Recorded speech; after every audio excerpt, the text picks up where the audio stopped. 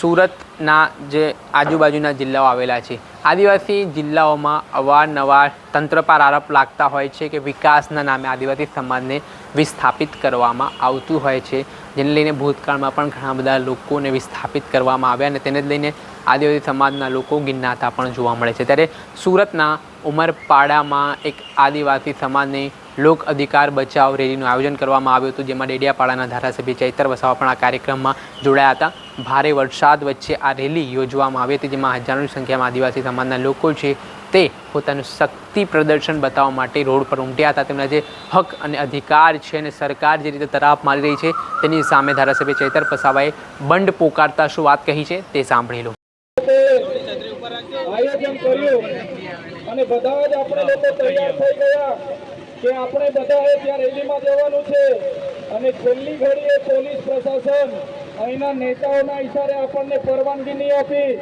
આજના કાર્યક્રમ માટે પણ આ પોલીસ પ્રશાસન અને અહીંના કેટલાક નેતાઓ કાર્યક્રમ ન કરવા દેવા માટેની કામગીરી કરવામાં આવી, ત્યારે આ પોલીસ એમના પ્રશાસન એમના નેતાને પણ હું કહેવા માંગુ છું, આ દેશના મૂળ માલિક અમે આદિવાસીઓ છે અને જે દિવસે આદિવાસી નક્કી કરશે અમારો સમાજ, અમે એટલા ગૌરવશાળી સમાજમાંથી આવીએ છીએ। તમે બિરસા મુંડાનો ઇતિહાસ વાંચી લેજો, તમે ટાટિયા માવાનો ઇતિહાસ વાંચી લેજો, હાથિયા નાયકનો ઇતિહાસ વાંચી લેજો, તમે ગોવિંદ ગુરુનો ઇતિહાસ વાંચી લેજો। એક કુળમાંથી અમે આવીએ છીએ, અમને પરવાનગીની જરૂર નથી, અમે અહીંયા મૂળ માલિક સામે ધારે તેને કરી લઈશું। સાથે જંગલ ખાતાવાળાને પણ કહીએ છીએ, આ ઉમરપાડા વાળા, પેલા સાગબારા વાળા, પેલા ડેડિયાપાડા વાળા અલગ અલગ ભાગ પાડવાનું બંધ કરી દેજો। અમે ડેડિયાપાડાના હોય, સાગબારાના હોય કે ઉમરપાડાના હોય કે માંડવીના હોય, તાલુકા ભલે અલગ હશે, જિલ્લા ભલે અલગ હશે, પણ અમે આદિવાસીઓ છે, આદિવાસીઓને અલગ કરવાનું બંધ કરી દેજો।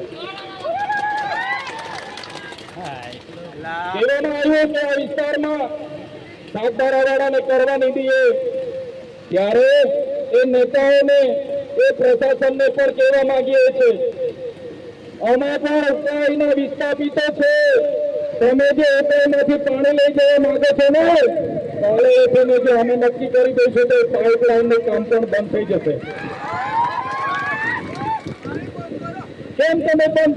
કેમ તમે ભાગ પાડવા માંગો છો? ત્યારે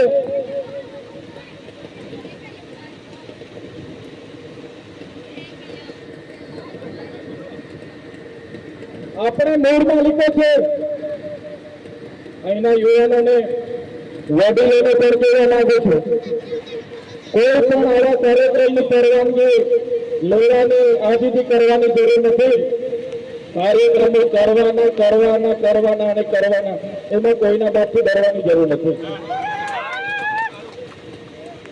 આપણે એક કોરમાંથી આવીએ છીએ, તમે રામાયણ ઉઠાવીને વાંચી લેશો, રામાયણમાં જે સબરીની વાત આવે છે એ સબરી આપણા પૂર્વજ હતા, હનુમાનની વાત આવે, નિષાદની વાત આવે એ આપણા પૂર્વજ હતા, મહાભારતની વાત આવે જ્યારે એકલવ્યનું નામ આવે એ આપણા પૂર્વજ હતા।